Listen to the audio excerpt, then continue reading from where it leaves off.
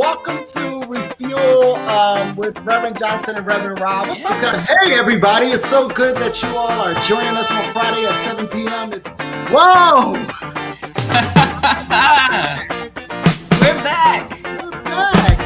It's so good to be back with you all. Good evening, good evening, good evening. Hello. It's Friday. It's good to see you, man. It's good to see you too. What's up, Johnson? What's up, Robinson? How are you? Like, come on, get online and share this with people. We got an exciting evening for ready for tonight. Let's talk about that. Hello.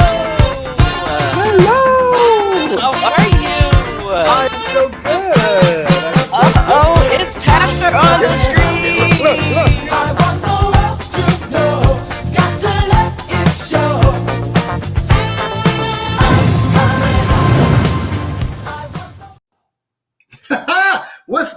What is that? What are you doing? You normally come on all dancing and stuff, so that was my dance. Listen, yes, you're absolutely right. Hold on. Yeah, I was because you know you can't move and talk at the same time. It just doesn't work in your zhuzh. What's going on, Johnson? Happy Pride! Happy Friday! Yeah, happy Friday. Happy Friday and happy Pride. I see you, Trinice. Thank you so much for joining us. She on early. Pastor. Hey, Pastor. That means right. What's up, Pastor? That means they have refreshments in their hands. Cheers. Oh, do not tell her to dance. We all know that she dances, what happens if she ends up tripping or don't come for me unless I send for you, Mr. Robinson. So, okay, let's talk about that. I didn't see it. I didn't see it before. What's that shirt say? Oh, is that love is love? Okay, Superman. This is the gayest t-shirt that I have. And since we were celebrating Pride, I thought I should go search for, because I just knew you were going to come out with the gayest t-shirt. But then you came out with that stuff that you had about, on my way to therapy. And then you changed it. So that's really low key too. I mean, normally you're like very like boom in your face. So I thought that I would search for this shirt. Okay. Well, you're good on you. Good on you. Yes. I wanted to wear something that represented Pride. I mean, it's not black people, but you know. You'll get over it. We know that. I'm going to color them. Hey, John. Hey, Chrissy. Yeah, John got my alcohol declaration of interest. In his hand. I can't with him. I can't. I love it. I think John just received some kind of award. Congratulations or something. I remember reading up on it. Yeah, birthday. Your birthday too? Okay, cool. How are you feeling today? I'm a little spent. It's busy for me at work. Busy, so I'm always busy, but we're slammed right now. So, I did some extraordinary methods to make sure that I was here and not trying to call in from the car and getting all kinds of messages and stuff like that. So I am here. I am happy. I am just still on a real high from the launch of my employee resource group, Prism, at Allegiance yesterday. How was that? It was amazing. Shout out to Ashton. The vision. So Pastor put me on salary. That's why I leave that. The vision that I had was reminiscent of what we do here. Sean will take care of me. Okay, you see that, Sean? But Ashton took my vision and he manifested it into something beautiful, and got to introduce my company to Archbishop and Born This Way, and just gave some history on that, and it just was really, really good. So good to hear. Shout out to Ashton. shout out to your organization, your agency that was willing to allow you to lead that effort and embrace it, right? As we are talking about, pride and diversity and inclusion and equality. Listen, I had a situation that happened this I want to hear about this. Oh my God, I had to call my pastor and tell him, like, how you going to just leave us out there hanging? You teach us this way, get us all sensitive and all like aware, and we all to the next level. And like, we're like there consciously open and consciously, just like boom. And we on a leadership call with some of the top executives with my agency, a federal government, one of the premier law enforcement agencies in the world. And one of the law enforcement or one of the leaders make a comment that says, as she is talking about how tough and how that we have to continue to strive to motivate our teams and staff. And she goes, leadership is not for sissies. So I was just sitting there like, and mind you, I'm laying in the bed because it was a 7:30 call, and me at 7:30. And I literally got up and sat on the side of the bed and said, you are not going to say anything, Sean, like not today, because you constantly keep checking these people, white people specifically, about their diversity awareness. And clearly they don't have any. So, obviously, my spirit just said, what you're not going to do is just sit here, because that ain't going to happen sitting under Jamie Washington. I mean, just do that, right? And so I had to tell them, hey, listen, let's talk about, as we're talking about leadership, we have to talk about the fact that it is Pride Month, and be mindful of the language that we use, because it's very offensive to associate leadership with sissies, as if sissies or however you want to define it. I mean, we went in, the room was crickets. The line just 25 plus people on the line, and it just was like crickets. And so obviously, one of my colleagues hit me up, and she was like, I just got to say something. I was like, well, why aren't you saying nothing? Yeah. And so, but I didn't immediately text Pastor a couple hours later and was like, what you did teach us is how to deal with the emotional distraught state that white people get in when they are made uncomfortable and pushed to open up their awareness. And so I was like 4 hours into phone calls, we're talking about that. So it was a great conversation with Mr. Dr. Reverend Jamie Washington, as we were talking about how average, as you move up the ladder, you find that people really are. And so, one of the things that I did appreciate is that out of that conversation came some opportunity for people to get clear about some things. And so, and that's what it's about, right? It's about creating the conversation. Yeah. And the other thing is that we need to talk about at some point the energy that it takes to combat that, and to be the one that's willing to continue to stand up and talk. Like, people need to know that it is uncomfortable, even for us to kind of like insert to say, hey, but it's a charge that we take at some point. So that's right. That's right. And that's why. Oh, go on. No, I was going to make reference to the napkin that I wrote about elevation in terms of being in the room. And so every time something like this happens, I'm reminded of that moment of, hey, you need to be in the room. And so, you need to push aside all the other stuff that you are holding and just get in the room. So that's what I would name. So it was a very interesting and taxing week. There we have it. So what were you going to share? Beautifully said. And so I don't remember what I was going to say at that moment. But what I would offer here is, yes, that's why it's necessary to push past the whatever stuff we have going on, right? Yeah. So like for you, the napkin, you had stuff going on that you didn't feel like you needed to fulfill their ask to follow the process, right? But sometimes it just does take that writing on the napkin to you, miss you. But yeah. I realized that we have to push aside. I was really militant in a way, I guess, of not wanting to. I don't need to prove who I am to you. Yeah. And I was like, oh, you need to see it, and I was trying to not to follow the process, to be in the room to help make these decisions. And as we are talking about enterprise architecture or business wide, you know, we have to. I can't with you. And we have to talk about, you know, what makes those decisions, right? And we know that you now, so you've done away with the napkin, and now it's just capitalizing on the opportunity, right? So, because I think we did that last night. yes, sir. Oh my gosh, we have to find some time before the end of this weekend to in on some conversations that we have had this week.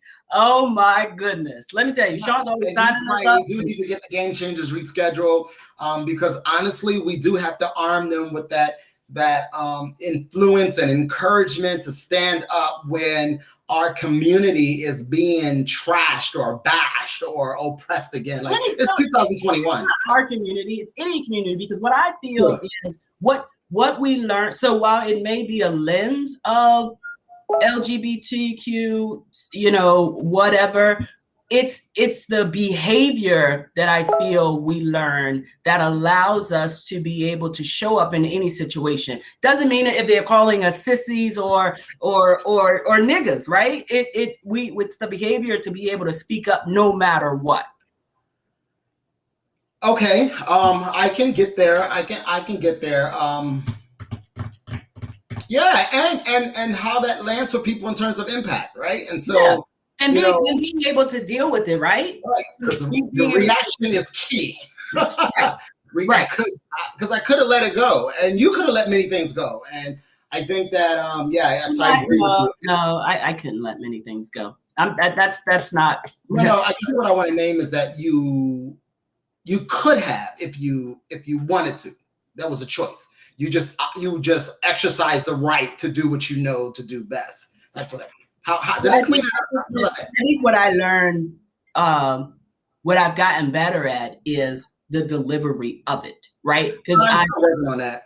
So I'm still working on it as well, but it's one of those things where I'll get it out there, and for a long time didn't care how it landed. If it was, you know, you could deal with it or you couldn't. I got it out because I felt some kind of way about what you said, did, or acted.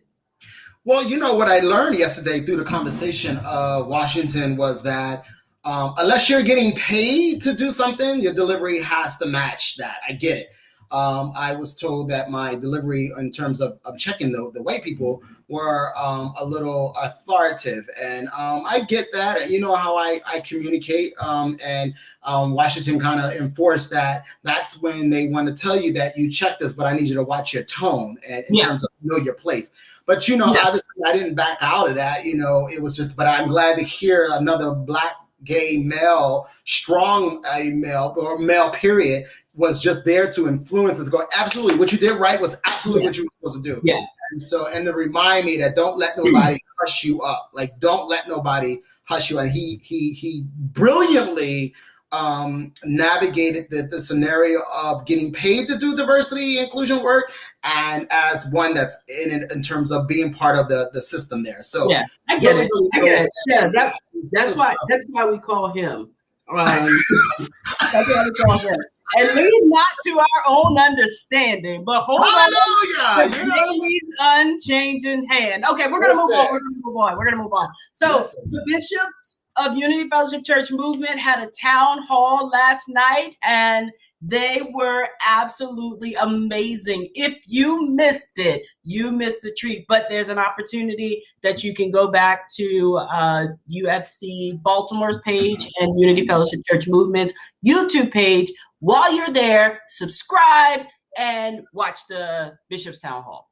Not only that, but also come to Refuel, because we broadcasted it from Refuel as well. I mean, we had an opportunity to open it up with them and host it. So that was really powerful to allow them to let us, to trust us with it.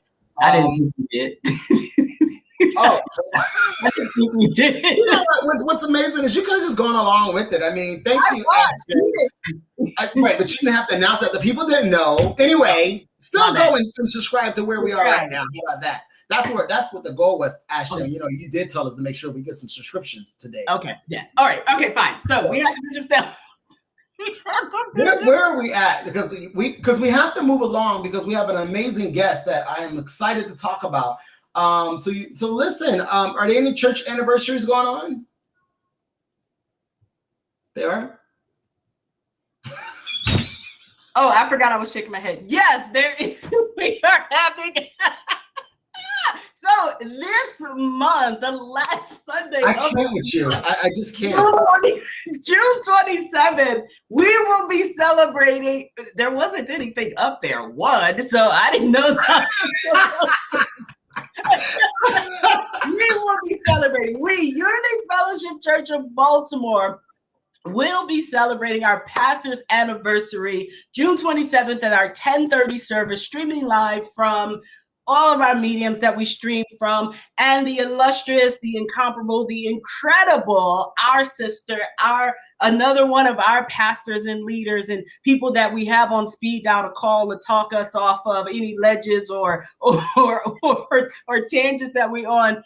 Pastor Marissa Penderman will be the guest speaker. So make sure that you're in a place. We're going to flood social media here soon with advertisements and reminders about it. So make sure to check us out.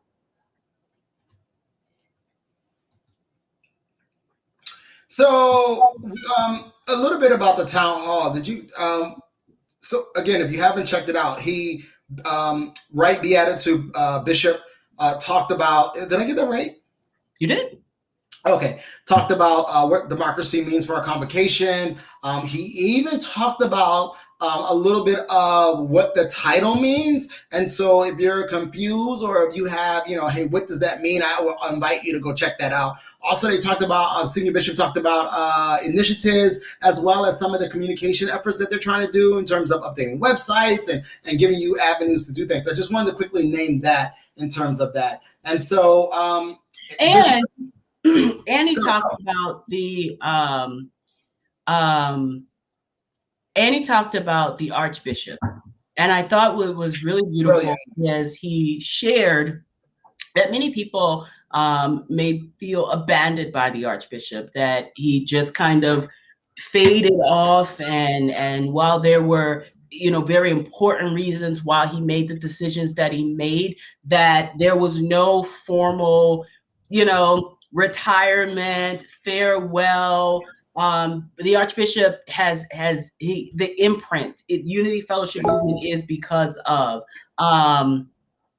and so the Right Beatitude Bishop talked about that. So check that out. The Archbishop is still well taking care of himself, and will still have a presence of him as time goes on, and needed to do what he needed to do for him. He has instilled us. I may be closely quoting Right Beatitude with this. He has instilled us with what we need to go on, what we need to continue to write the vision, continue to hold up the banners, to continue to fight for justice everywhere. And so, yeah, we go on. We go on. Yeah. No, it was really good. So check it out. I see you, Maurice Cook. We need to chat. Absolutely. Figure out how we can get our schedules connected because there's so much work that we want to do with you. And I appreciate you mentioning some sponsorship. So we will get with you and we've already asked Bishop Thomas to connect out with you. So look out for that invite. We do want to have a sit down with you. So shout outs to you. Shout outs to Christy. We love you. We really love you. We see that you are moving well, and I love that. So shout outs to you. Loretta, we see you out there. Thank you for trusting with the conversation this week. So hello. So where do we want to go now? I know we got to bring on our guest, right? Yeah, let's go right there. And we're gonna so for those that was like, oh, that's not kind of the way this show goes. Just remember that we're gonna come back. It's our show. It's not our show. It's our show. So we can do what we want. We do what? So tonight, yes. I don't know if this tonight show. I'm gonna go with Pride. I don't know if we had a theme. I haven't. It's Pride. I think we should open it up. I mean, it's Children's Month, right? Pride.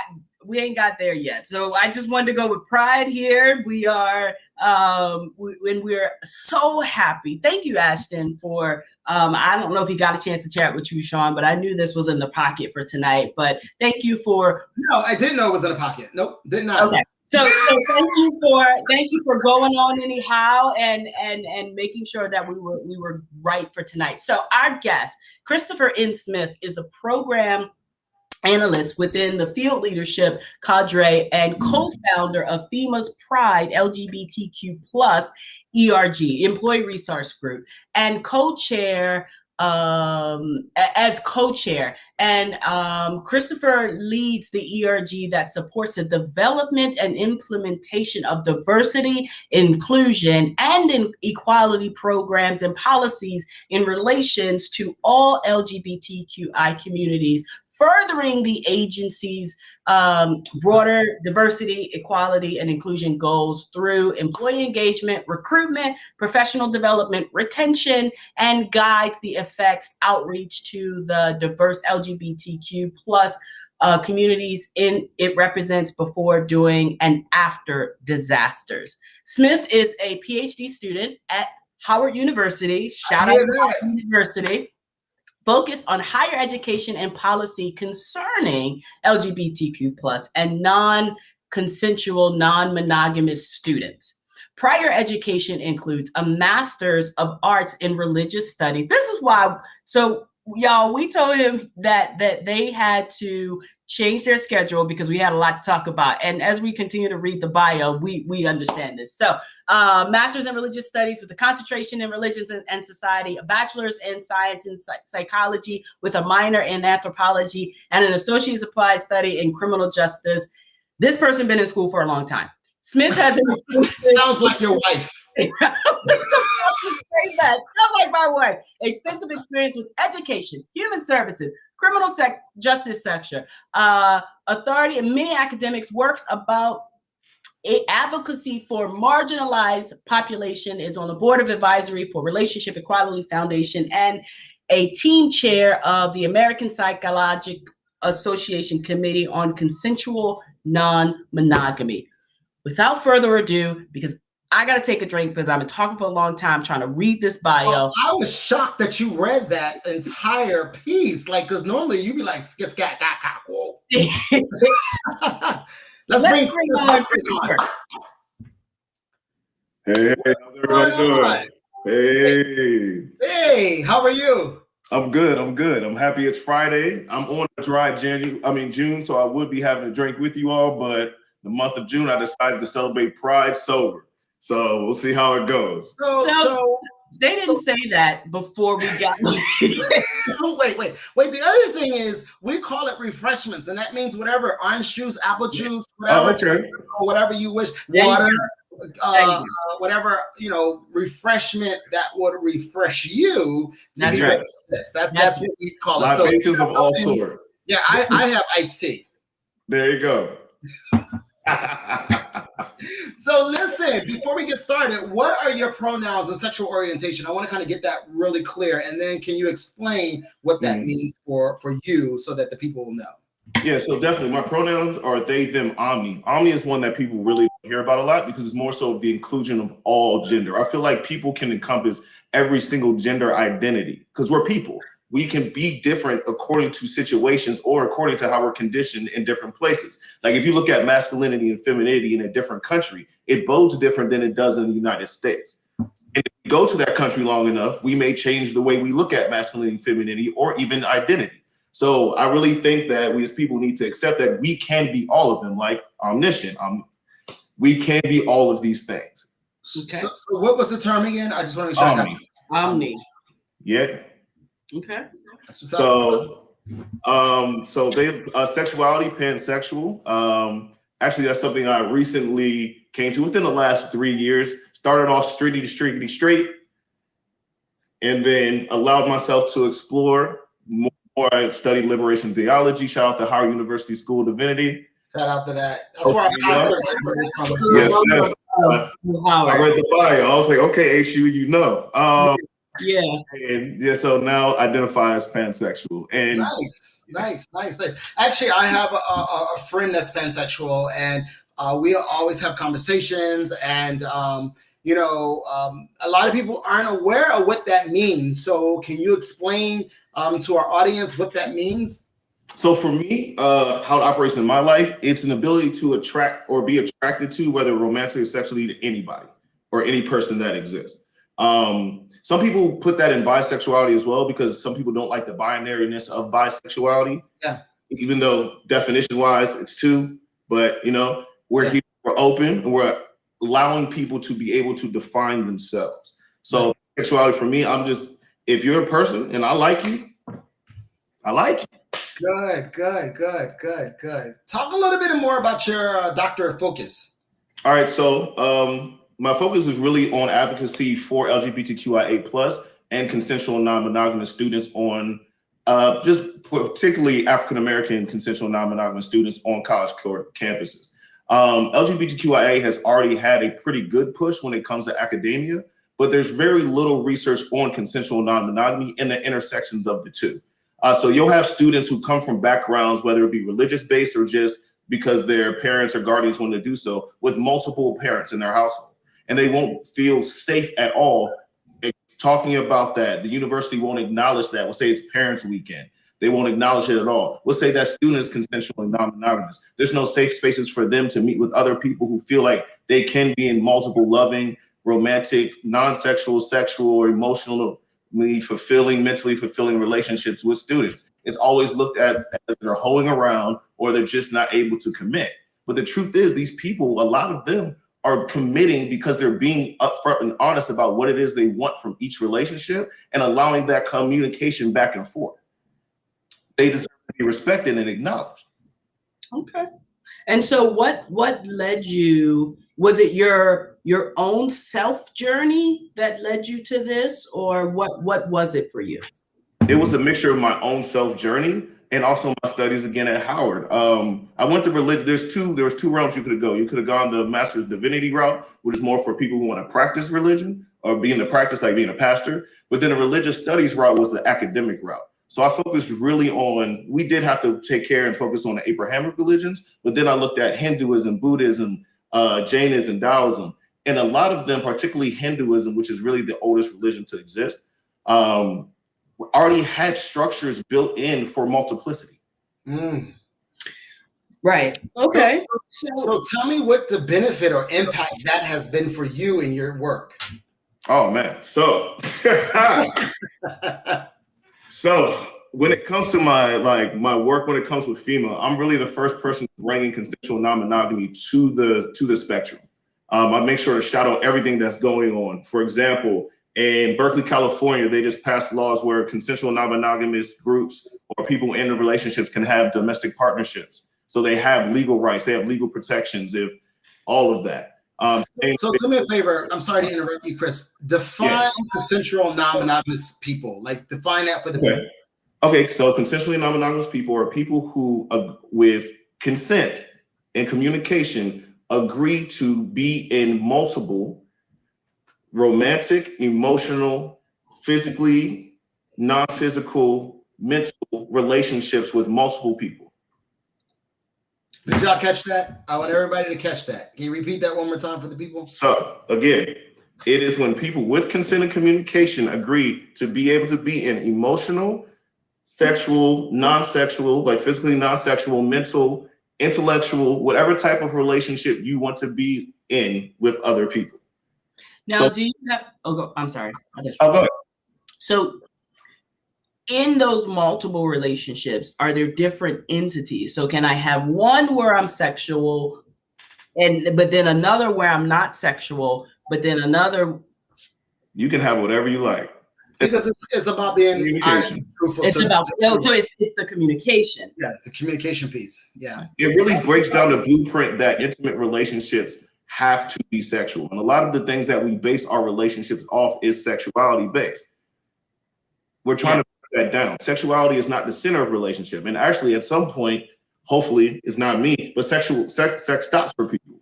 Or if you are a male and happen to be a penis bearing individual, you might have to pop some pills to keep it popping. So at some point, sex should not be, and I don't think sex should ever be the center of anybody's relationship. But if it is, be honest about that. Say this is a sexual-based relationship, so people don't put other things on it that you may not want or may not desire or that may not be maintainable. It's just that honesty. Yeah.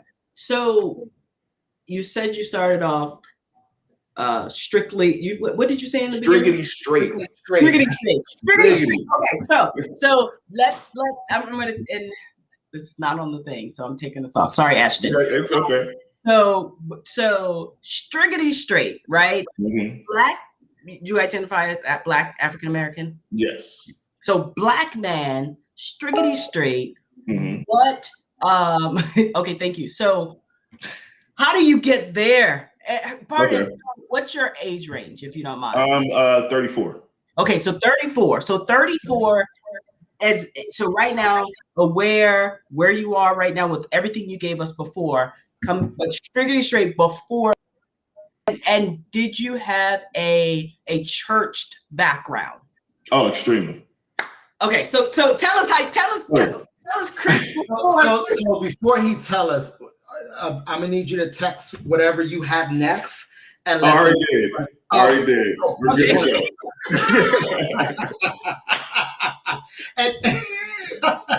Chris, we appreciate you being with us tonight. And there's a lot here. We're gonna capitalize on this because all these schools and lessons, you're probably busy. We don't know when we're gonna get you here again. So. Right, we gotta get you when we can. So tell us a little bit about that church background, how that influenced and impacted Don't you. Change my question. Don't change my question. Don't change my question. Go by my question, please. Got you. So I'll start with the progression. My parents grew up in a cultist church that was very cultic in Baltimore, Maryland. That's where my family's from. Woo! They're off Evanston Avenue. I'm not going to name what it is. It's still Okay. Evanston Avenue. We're going to be here all day, Chris. Go on. So they moved us from that church to a American Baptist church, right? Still very strict sexually. They did the True Love Waits conferences. They tried to pray the gay away, even though half the people in the place were fooling around, cheating, all of that stuff, right?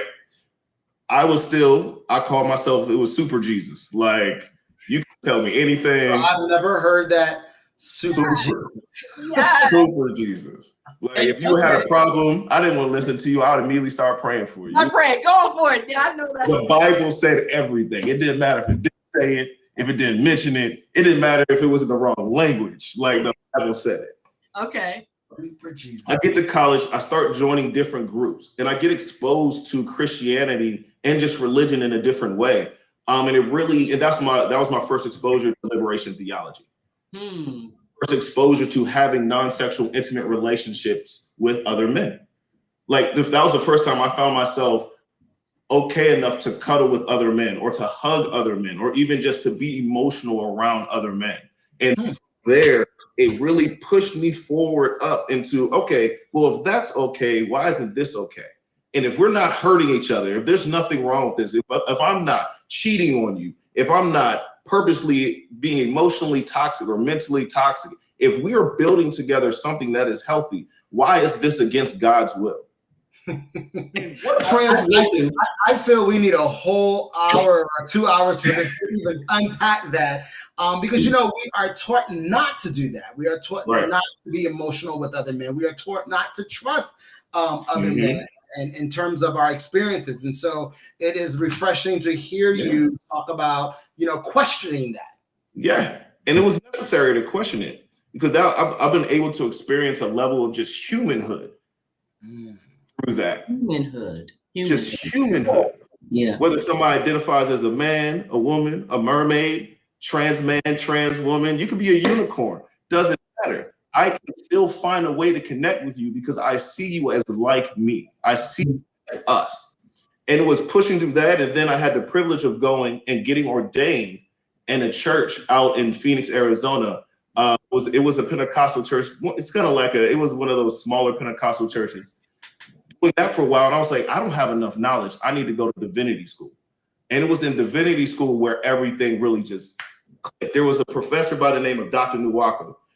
He walked into his course. The first thing he said was, leave your Jesus at the door. Johnson, leave your Jesus at the door. Leave your Jesus at the door. don't know what that Jesus is, but the Jesus you're about to learn about is not the one that you know. I love it. I love it. And I left that Jesus at the door. Now my Jesus is super queer, loves the Vogue, has everything. Did you go through a grieving process? No. Okay. I And did not grieve the loss of that Jesus. Okay. And do you think because you were the academic route, that you were able to release, or you did not have that grieving process?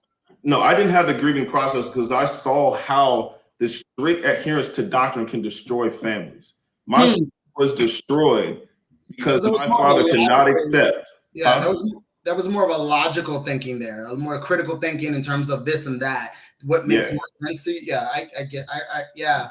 Yeah, like, so were you emotionally tied to the doctrine of the old way of what was taught? I was emotionally tied until I saw it fail my family. Okay. Talk a little bit about that. So my sister came out when I was 16, and that's really what started me questioning before I went to college. Came out to my father and said, "Hey, I'm gay." He called her, I love my dad to death. We've all been healing and dealing with this 17 years later, so we're on the right track. But called her like a pedophile. Kicked her out of, she could never come back. My mom laying on the floor like, "Oh, my baby's gonna go to hell." Used to my family being together. My family, I was taught that my family was everything and that God was the head, the father next, then the mother, but everybody's working together to maintain family, and that Jesus is love. All I saw no love. Period. All I saw was somebody was uncomfortable with something, and then they completely disrespected somebody. And then when they were called on it, refused to back down, even though they were acting the most unchristly way possible. At that point, I emotionally disconnected from it. Because I was like, this makes no sense. How am I going to emotionally connect to something that is literally, if acted out in this way, going to destroy what God in the Bible says is the most important piece of your life, which is your family? It was the most hypocritical thing I had ever seen in my life. And there's one thing that I do not attach to is hypocrites. And so you have this experience and it's moved you through this way of thinking and journey, and you've connected with this new, your sense of reality, I would name. Is that fair to say? Yeah, that's fair. Okay, so how does that then move into, and I love this piece that I'm about to name, and Johnson, you mentioned it earlier, Black male working in federal government. Okay, so I can relate to that wholeheartedly. So talk about your experience in that. And I brilliantly, I've been using that word all night, but that was, I appreciate you trusting us and naming that about your family and naming about that experience. And obviously that definitely influenced you to think differently and how you transition to where you are today. Now, how do you show up in the other areas with other people? So when it comes to Hurricane Katrina, I had a partner that was a victim and survivor of Hurricane Katrina, and I saw how it completely devastated her life. It was the most traumatic thing I've seen a group of people go through in my young life. Literally have to be uprooted because there was a sector of people who were trusted to make sure that a city could survive through emergency management and risk management, but just refused to. That's why I jumped into what I do now.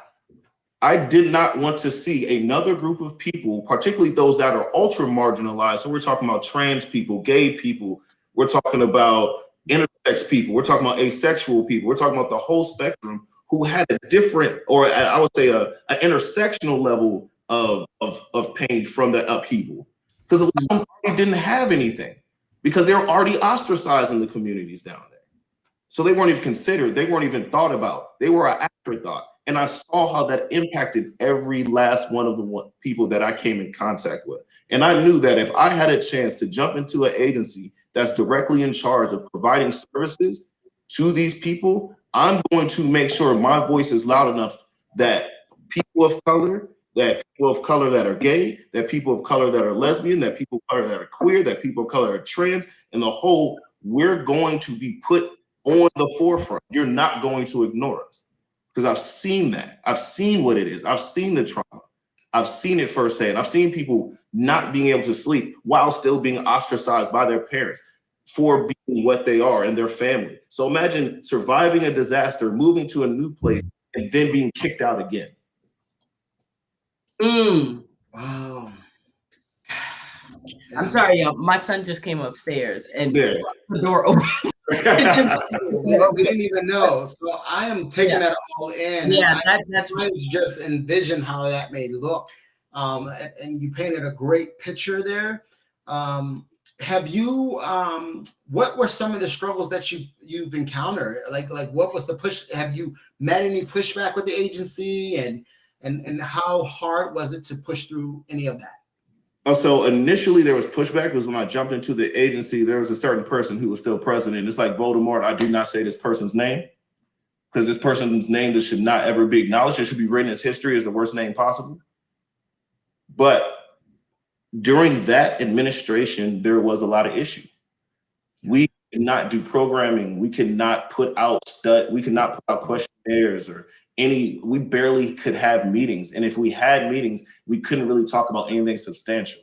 We couldn't really provide support. I got you, Ashton. We couldn't talk about support, anything. So even when the administration changed, there was a survey that went out that was supposed to be a workplace discrimination survey. But the first two things on the survey were, do you identify as man or woman? How are you going to, in any type of way, do a discrimination survey when you're initially discriminatory? That makes sense. I get that. We had to. You just answered a question that I was just about to ask you in terms of So that I appreciate you naming that. That makes sense. So do you feel, and I know you're gender nonconforming, but do you feel as being a man in your agency that you have any more privilege than any of the women in your agency? Being a cisgender presenting man, definitely, because sexism is still definitely a thing. And even when it comes to talking to cisgendered women, I have to remind them that I am not a cisgendered man. Because I know I present, I know I have the voice, I'm pretty muscular, I can run fast. Like, I get it. I get You said you can run fast? I can run fast. They see a black cisgendered man, they're like, athlete. Immediately. Like, athlete, he identifies as what his sex is. If he has a penis, he's a man. He's black, he's muscular, he has to be aggressive. Like, I deal with that every single day. We did an event with the Women's Forum. It was about, bringing light to trans women, right? And I'm very like, okay, let's get it done. And one of them hit me on the side. I was like, well, you're kind of like, you're very strong. I'm like, yeah. And we need to get this done. This has nothing to do with my gender. Y'all just not going fast enough. 2 weeks from now, we need to get this done. This has nothing to do with me having a penis. This has everything to do with you all being inefficient. So what pushback do you get from our sisters, those that are women who identify women that are looking at you as a presenting cisgender male, and then when you share with them your or sexual orientation, what is the aha moment? What is the shock or what happens? What is the experience? It's they project disbelief. They project a lot of there's no way. Like they're just like there's no way in the world that you're not flamboyant. You're not this. You're not. You still date women. There's no way in the world. It's that whole you can't be bisexual, pansexual thing because if you talk to a man, you're automatically gay concept. That people internalize still, whether man or woman. Yeah. So explain to the people again what cisgender is in case people aren't aware. So cisgendered, so whether you're a cisgender man or cisgender woman, it is that you identify with the socially conditioned standard that they put on a male or female. Okay. I don't that. I don't, nah. You said nah. What does pride mean to you, Christopher? Yeah. Man. Good. That is a good one. Pride for me is it is not just the celebration, but it's like the acknowledgement and respect of people's multifaceted lives. To the point where whether you agree with the way that they live or not, you still want them to have healthy lives. Like, I don't understand people who are allies but will still vote against trans rights. I don't get it. It's, again, hypocrite. Don't get it. How can you say you love Jesus but not want somebody to have health care? Yeah. I get that. I get that. Yeah. Yeah. Is that what Jesus would do? Yeah. Jesus would deny somebody health care? Yeah. And that's and you were talking about something earlier. The term is white fragility. White fragility. White fragility. He's just White like, people have an issue with being called out. He's like saying white people. Yeah. Well, you know what I learned is that, and in conversation with white people, is that they get uncomfortable talking about certain things, right? And so, I mean, it's something that and I don't have to be that it's just them. I think a lot of people get uncomfortable with a lot of things that they don't normally have been socialized to talk about, right? And so even this conversation, I'm sure, is making people uncomfortable, even who are viewing or will view in the future. And shout out to the pastor who also mentioned about cisgender, I believe, and the sex that you were assigned to at birth, right? Yep. It's the gender based off your sex that you're assigned to at birth. So if you have a penis, you're automatically a man. That's cisgendered man. Yeah. Absolutely. And that's, people get to be uncomfortable, right? And you should be uncomfortable. Right. I mean, I think even when you are combating and standing up for an advocate for people, it is still uncomfortable, but there's a difference in what's whether or not it stops you from being the advocate or in action. That's what I would name. So there's a difference between the uncomfortable of where it halts you. Well, that's a word. I need to write that down. I was about to say, so when you were talking, Sean's preaching on Sunday. He takes notes for his Sunday message. I see him over there. That's why he's not looking down, because he's not paying attention. He tries. No, well, first of all, I didn't know until Wednesday, and so I trust. I all shouts to our pastor, who's like, hey, he can do it in just a week, less than a week. So I'm good with that. But I think that it's powerful to recognize that being in an uncomfortable state actually is really pushing through or being in a state of awareness of where you are is very powerful. Yes. It's very powerful. And so action, whether, deciding to be fearful to put in action or deciding to, push forward. So, being in that state this week, I appreciate you naming that is what it is, right? Yeah. Yeah. It's a state of discomfort. People love comfort, but just imagine if our bodies grow. When our bodies grow, it's not a comfortable thing. It's not. When you get older, if our bodies stop growing simply because it was uncomfortable. Yeah. No, that's a good point. I like that. So what's next for you? Well, writing this dissertation, because that is the longest relationship I've been in my life, and I can't do more. I needed to wrap that thing up. So graduate May 2022. Looking to work in the federal sector a little bit longer to continue to advocate for. And then I want to go off, consult, and actually get back into ministry. And I'm looking for the type of just group or people to jump back in who is as passionate as I am about really sifting out within the African-American community the old ways. Yeah. Like, because it's killing our families. Absolutely. It's splintering, destroying. Yeah. We're going to have to do 150 to 200 years of more therapy. Yeah. Not just because of white people, because of ourselves. Yep. And we're not seeing that. We're replicating. I call it internalized discrimination. We're literally replicating the tools of discrimination and using it on internal marginalized populations. Yeah.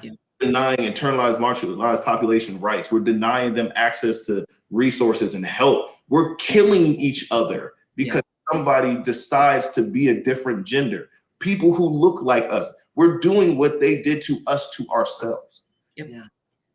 Well, let me invite you to Reverend Dr. Jamie Washington, who is our pastor. I think that you should check us out. Yeah.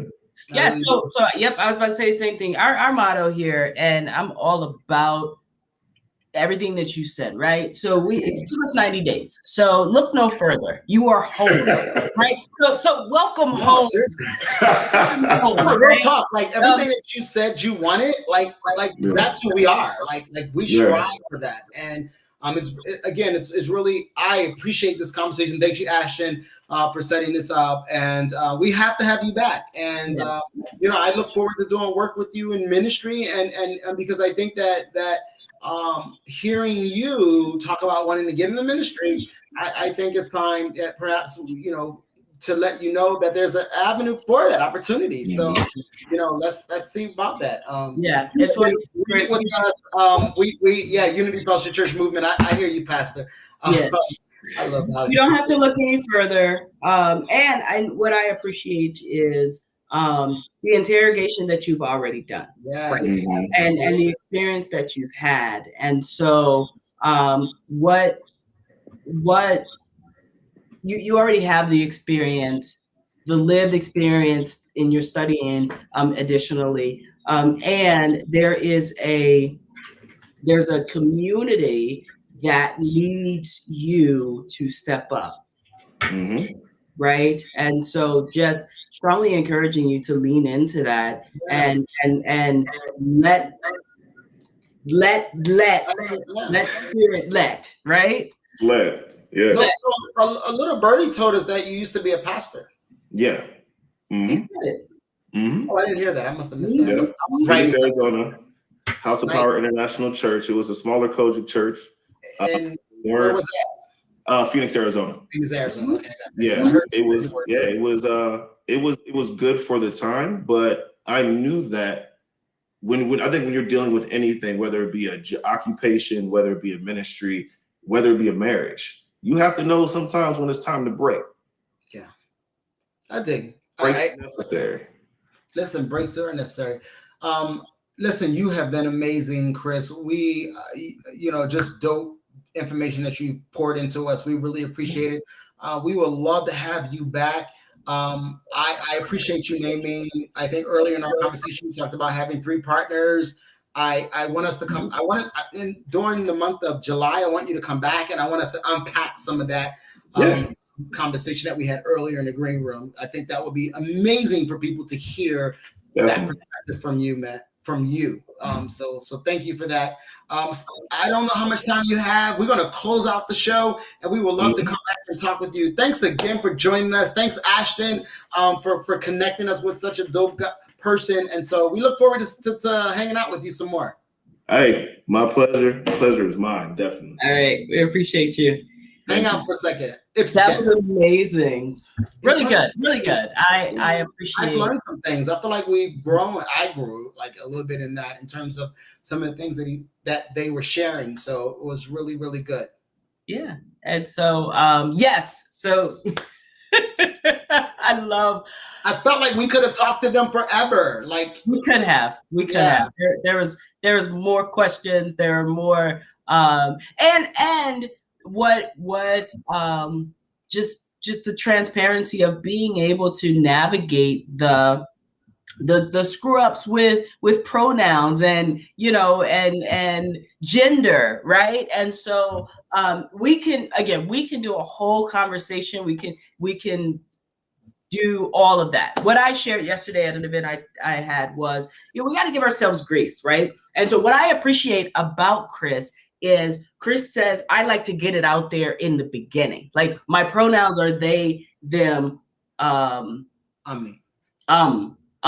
right? And so just appreciating that he gave us a little grace as we were, navigating through that and then and operating. And so if you screw up pronouns, people, apologize and give yourself some grace, and then figure it out as you get through the conversation, and then learn why it's important for somebody to be referred to in their proper pronouns, and understand it's a learning experience it's a learning experience for us all.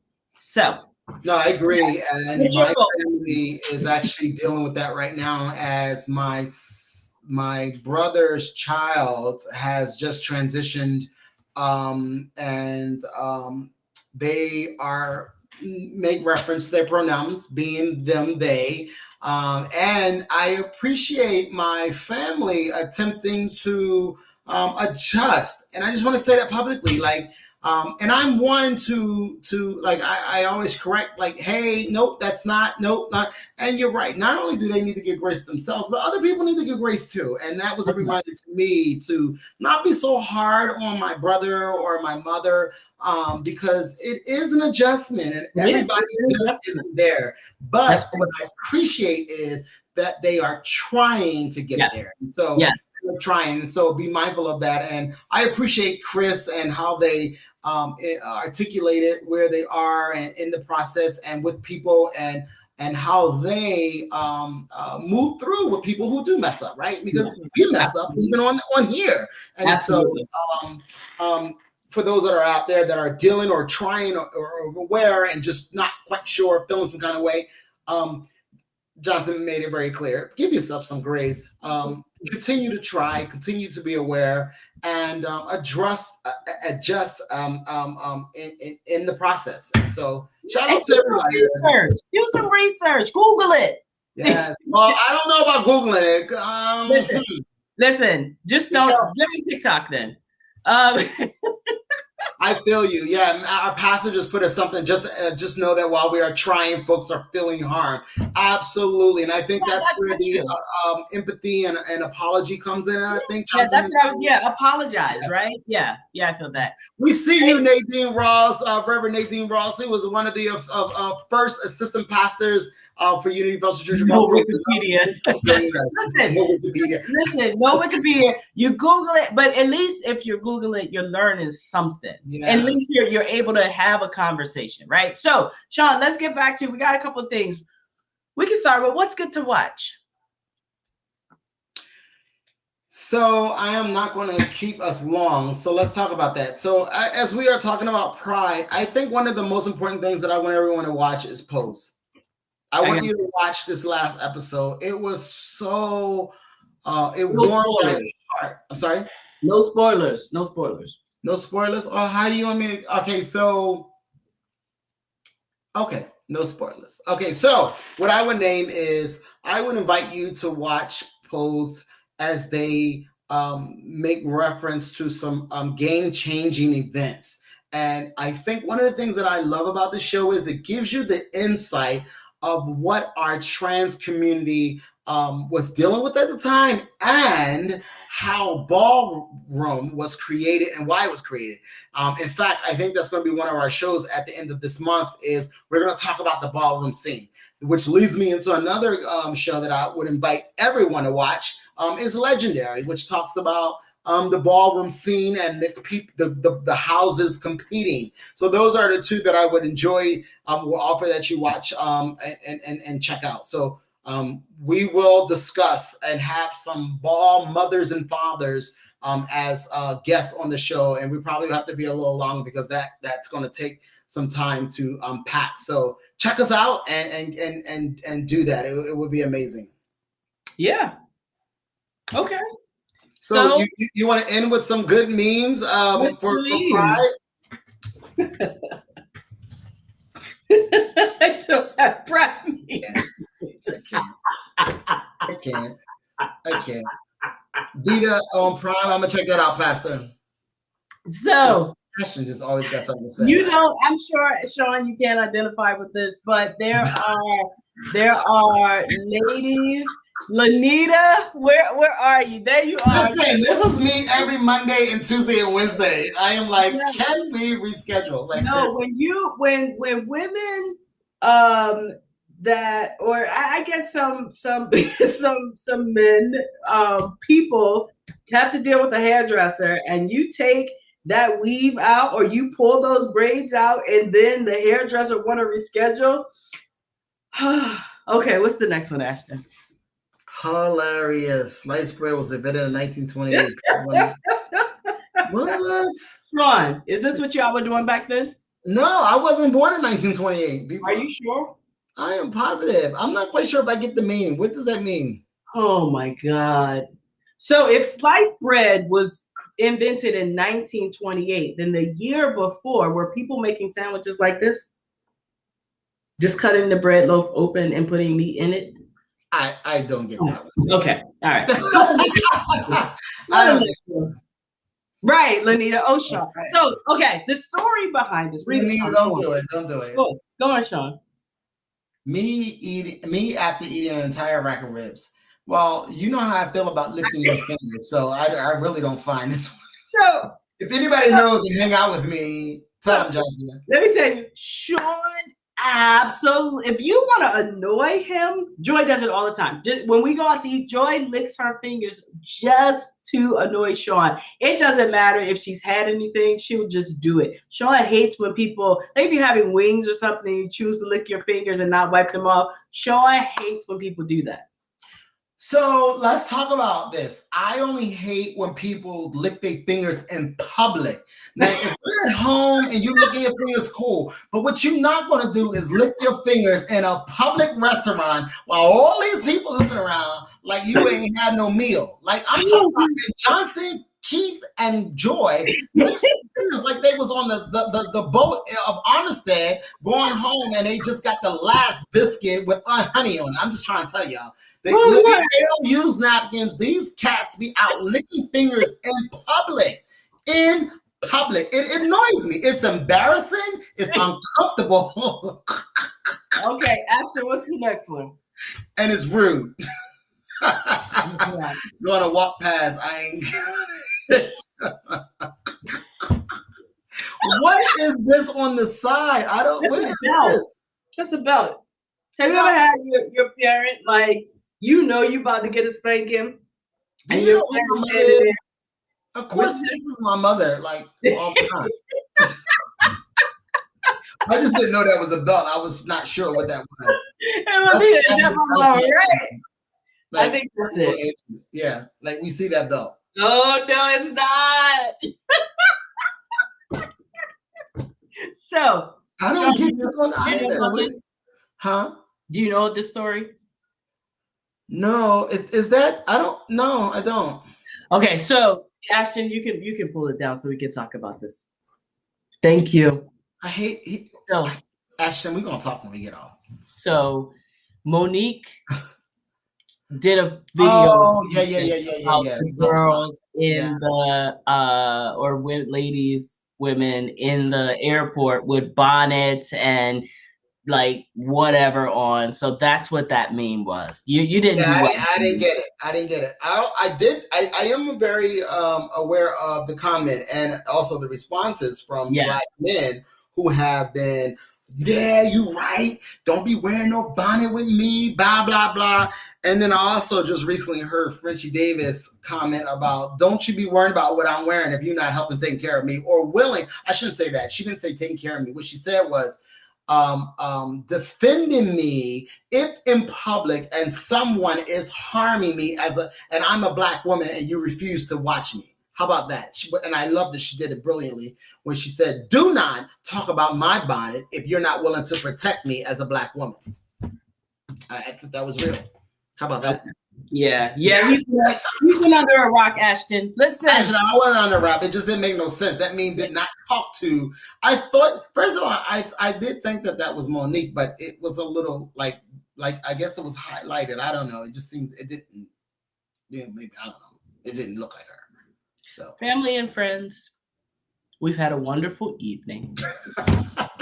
And we thank you so much for watching us tonight on Refuel. Chat it up. The Revs have been in. Don't do that. I feel like that's so traditional. I was about to call you a title, but I'm not. A what? I'm about to give you a title, but I'm not. Oh, okay. Thank you, Ashton. Ashton just came to my aid. I think he did. Wait, you didn't know that. Like, that's all I shared last year. Like, ugh. Okay. You know, speaking of, let's talk about something else. What's your thoughts on Naomi Osaka getting out of the French Open? I don't have any thoughts on that. You don't? No, I'm kidding. So I think I think So she is such I think that I am proud of her for protecting herself. No? Oh, you just posed there. I thought you were doing one of the elements of ballroom, so I wasn't sure.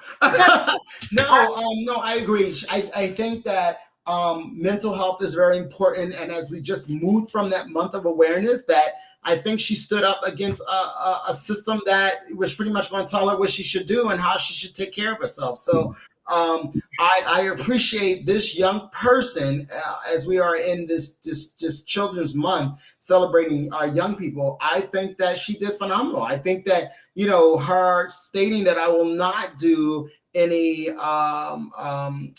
media after I play, because I think it impacts me on how I move forward after that. So I think it was brilliant. And I think that everyone that's coming to her aid is sharing a lot of history. The Williams sisters, I think, have been dynamic in showing up. I think that someone put out there about when Venus first came out, or when I think it was either Serena or Venus, when they were young, and the media was asking about being confident. She was like, I'm very confident. He was like, well, you're sure you're confident? And then you hear the father come in and go, did she not tell you that she was confident? Do not ask my daughter again about being confident. And I think that was such a powerful moment. And then, thank you, Venus. Thank you, Ashton. And then to hear what Venus had to say recently, just kind of like blew me away. So, I think that was just absolutely powerful. And when she made reference to somebody, I think one of the media had asked, well, what do you think about Naomi's decision on not being in the French Open? And Venus said, or how do you deal with it? And Venus said, yeah, like I deal with it by naming that none of you all in here can light a candle to me. I am the professional pretty much. She was pretty much telling them, like, you can't do nothing that I can do. So I don't care about what you write or say about me. And I thought that was just so remarkable for a Black woman to stand up for another Black woman, or stand up for mental health, or stand up for how our people have been treated. In terms of you need to be average because I'm average. And this goes back to what Washington was saying earlier about, realizing how people are average as AF, right? And she pretty much stood in that confidence that she talked about years ago when she was a child. And I think that every person, every little person, specifically our Black sisters and those who identify as our Black little girls, brown and Black, need to watch this as they see these powerful Black women stand up in their whole authentic self. And standing in pride, as we're talking about pride. It was phenomenal. If you have not seen any of those videos, check them out. They're all over social media right now. And shout out to Naomi. We're praying for her, and I appreciate her naming. I don't need the French Open. I don't need it because y'all know she just got $55 million, and so she don't need it. So I appreciate her knowing her value and the benefit and the impact versus wanting to get the bag. It was dope. So if you don't know anything about it, check it out. It was a very powerful moment. And so we're gonna end on that note. So all of y'all tennis fans out there, or not tennis fans, I encourage y'all to check it out. Good. I hate that look. That's Johnson's look when she don't have nothing else to say. If y'all ever that's all. That's all, folks. I can't. Pride. Enjoy your weekends. Continue to be safe. Continue to if even if you're vaccinated, be safe. Yeah, be safe. Not vaccinated, consider it. Social distance. Wear your mask, even though you're not required to. Don't say it so plain. Wear your mask in public to people you don't know. She was like, wear your mask, do it. Get yourself together. Hey, everybody. It was great. I hope you enjoyed it. Chris was amazing. What is Chris' last name? I got to pull it up real quick. What is Chris like? Chris, it's Smith. Oh, Lanita, we love you. We love you. Good seeing you, Pastor Rose, Pastor Washington, everybody that's watching. Thank you so much for continuing to watch us. Subscribe, Sean. No, seriously, do subscribe. Yeah, please subscribe. Yeah. Refuel Chat it up on YouTube at Refuel CUP on What's Instagram. for dinner, Johnson? What are you eating for dinner? I thought you rolled in at the same time. I made pernil, so I'm gonna eat that in some fried rice. See, that's fancy upper class. But hold on, listen. So she actually, the reason Brayden came up here and blessed in the door is because she heard something in the fireplace, and so she thinks of cicadas in the fireplace. So she brought the boys upstairs. she abandoned the living room and brought the boys upstairs. Did you not close the chute? Yeah, it's closed. Oh, okay. I think I ain't used it since they've been born, so it may still be open. It's Loretta's fault. I'm gonna blame Loretta. It's Loretta's fault. I'm still waiting for Loretta to come and build my platform for my movie room. That's just okay. All right. We just gotta. Hey, everybody. We love you. Johnson, kiss the kids for me. Good night, everybody. Good night. He pulled the.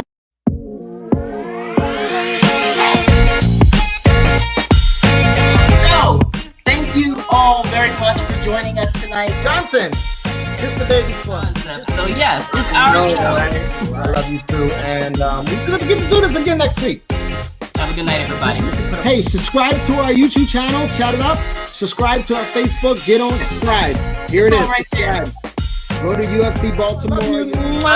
Catch the fist.